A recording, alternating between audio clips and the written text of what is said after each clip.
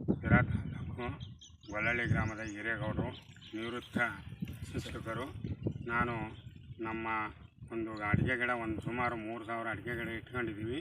8 ಎಕರೆ ಜಮೀನಿದೆ. ಆದರೆ 2 ಬೋರ್ ಹಾಕಿಸಿ ಈಗಾಗಲೇ ಆಲ್ರೆಡಿ 3000 ಅಡಿಕೆ ಗಿಡ ಇದ್ದಾವೆ.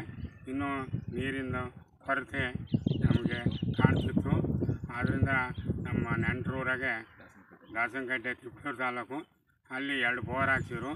ಅವರು ತರೀಕೆರೆ ಶಿವು ಎಂಬರು ಒಂದು ಪಾಯಿಂಟ್ ಮಾಡಿದರು. ಭಾಳ ನೀರು ಸಿಕ್ಕಿ ವಾಟ್ಸಪ್ನಲ್ಲಿ ಹಾಕಿದಾಗ ನಾವು ನೋಡಿ ನಮ್ಮ ತಾಲೂಕಿನಾಗ ಮಾಡೋರನ್ನ ಬಿಟ್ಟು ಶಿವು ತರೀಕೆರೆ ಅವ್ರನ್ನ ನೀರು ನೋಡಲಾರ್ದೆ ನಮಗೂ ನೀರಿನ ಭಾವನೆ ಭಾಳ ಇದ್ದಪ್ಪ, ನೀನು ಬಗೆಹರಿಸಿ ಚೆನ್ನಾಗಿ ನೀರು ಬರೋಂಗೆ ಮಾಡಿಕೊಡು ಅಂತ ಕೇಳ್ಕೊಂಡ್ವಿ. ಅವರು ಶಿವು ಬಂದು ಇವತ್ತು ಈ ಜಾಗದಲ್ಲಿ ಪಾಯಿಂಟ್ ಮಾಡಿದ್ದಾರೆ. ನಾಳೆ ತಪ್ಪಿ ನಾಡ್ದು ನಾವು ಅದನ್ನು ರಿಸಲ್ಟ್ ಹಾಕ್ತೀವಿ. ತುಂಬ ಚಿಕ್ಕ ವಯಸ್ಸಿನ ಹುಡುಗ, ಭಾಳ ಚೆನ್ನಾಗಿ ಉತ್ತಮ ರೀತಿಯಲ್ಲಿ ನೀರಿನ ಪಾಯಿಂಟು ಮಾಡ್ತಾರೆ. ನಾವು ಭಾಳ ಆಶ್ಚರ್ಯಪಟ್ವಿ. ಯಾಕಂದರೆ ಈ ವಯಸ್ಸಿನಾಗೆ ಇಷ್ಟೊಂದು ಉತ್ತಮವಾದಂಥ ರೀತಿಯಲ್ಲಿ ನಮಗೆ ಪಾಯಿಂಟ್ ಮಾಡಿಕೊಟ್ಟವ್ರೆ. ನಮ್ಮ ಮಾವರು ಹಾಕಿದ್ರು.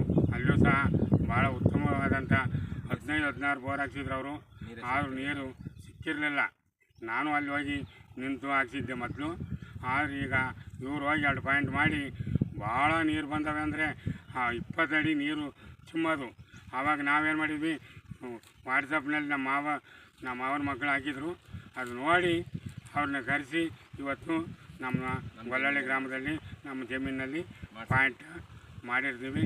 ದೇವರು ಅವ್ರಿಗಿನ್ನೂ ಹೆಚ್ಚಿನ ರೀತಿಯಲ್ಲಿ ಬೇಡಿಕೆಗಳು ಬಂದು ಜನ ಸ್ಪಂದಿಸ್ತೀವಿ ಅಂತ ರೈತರೆಲ್ಲ ಇವ್ರನ್ನ ಕರೆಸಿ ಉತ್ತಮ ರೀತಿಯಲ್ಲಿ ನೀರು ಸಿಗ್ತವೆ. ಜನರು ಇವ್ರನ್ನ ಅವಲಂಬಿಸಬೇಕು ಅಂತಂದು ತಮ್ಮಲ್ಲಿ ಕೇಳ್ಕೊಳ್ತೀನಿ.